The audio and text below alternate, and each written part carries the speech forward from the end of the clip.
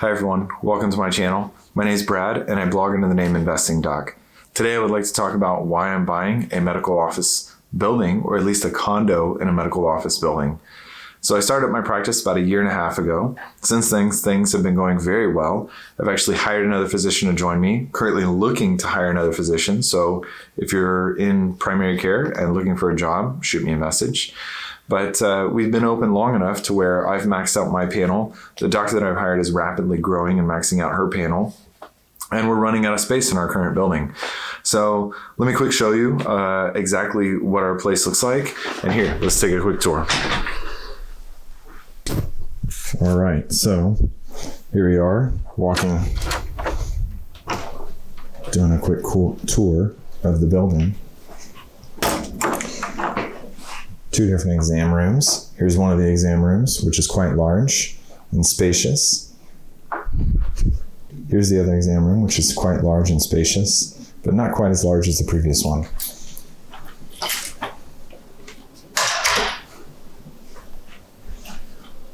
We have our 2 exam rooms here. We have our doctor's office right in here, which is where I end up spending most of my time and sitting here doing my paperwork. So now that you've seen the 2 rooms, we'll go see the new clinic here in a little bit, but basically me and the other doctor, since we don't have a lot of space here in the clinic, I have to get a little bit creative on how we're going to see as many patients. So we've extended our hours from 7 a.m. to 7 p.m. and we both can't be here at the same time because of room issues or scheduling issues. One of us will come in early, the other one stays late, and that's how we end up seeing about 200 patients a week in this current office with just 2 rooms. So each room is seeing about 100 patients every single week. We're currently doing very well in this location, but looking forward to moving over to the new location that'll be about 5 times bigger than our current space. Rent in this part of town is so expensive that for about 900 square feet, I'm paying about $5,000 a month for rent for this office building, which is absolutely insane. We're going to actually be paying a little bit less at our new office. Our current office size is about 1,000 square feet, and we're paying a little bit under $5,000 per month just for the rent. At our new office, it's going to be about 5 times bigger, but we're only going to pay about 2.5 times of what we're paying right now. So it actually makes a lot more sense per square foot in order to move over to the other building instead of staying here and doing the rent increases every single year.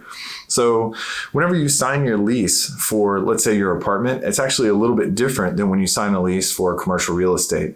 The biggest difference is when you sign a lease for a house, apartment, whatever it may be for residential use, usually you're signing it for about 12 months at a time. For commercial leases, I was not able to do a deal with anyone other than subleasing where someone was willing to take on a less than 3-year contract.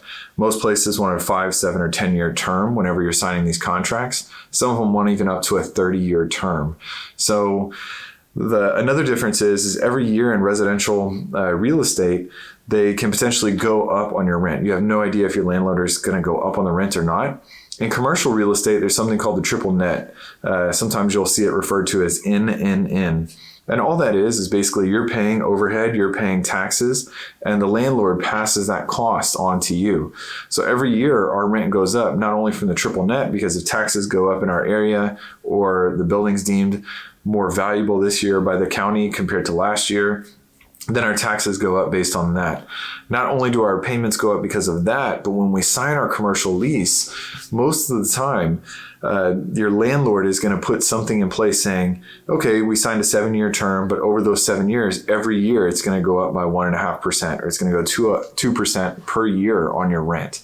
So it's a guaranteed rent increase every single year built into that contract. And where you'll see some things in the media where Sears or these large places are paying ridiculously low rents for their large places is because they may have had either a sweetheart deal where they didn't have that increase in rent for a long period of time, or that the property value increased so much and the rent in that area increased so much that it far outpaced whatever increase that landlord built in. So over 30 years, there's a dramatic difference in what you're paying versus what a new leasing person is going to pay in that area.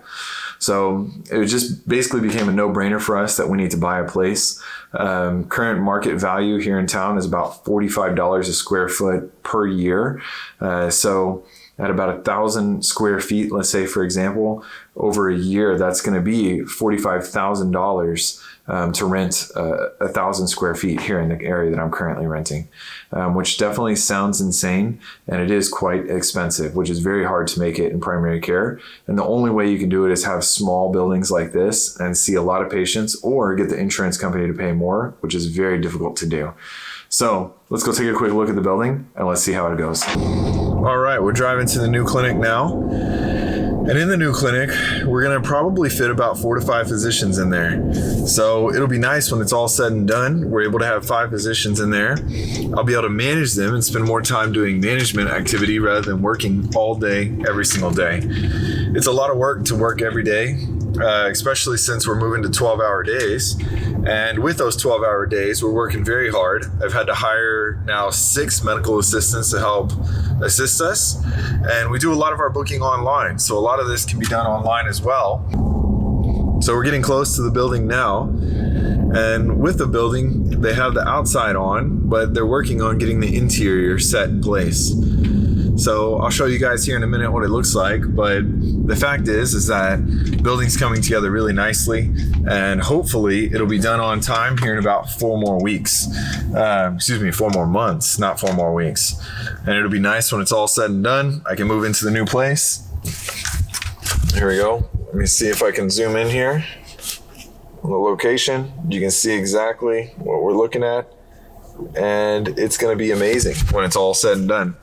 If you would have told me a year ago that I would be in a position to buy a building and a medical practice that is flourishing to the point where now we're going to have 3 doctors on the team, I would have thought you were absolutely nuts. I can't believe we made it this far this quick. And the fact that I'm able to now give one physician a good lifestyle and hopefully another physician a good lifestyle by joining our clinic, I think that goes to show that we provide good medical care, and hopefully that I'm running the business really well.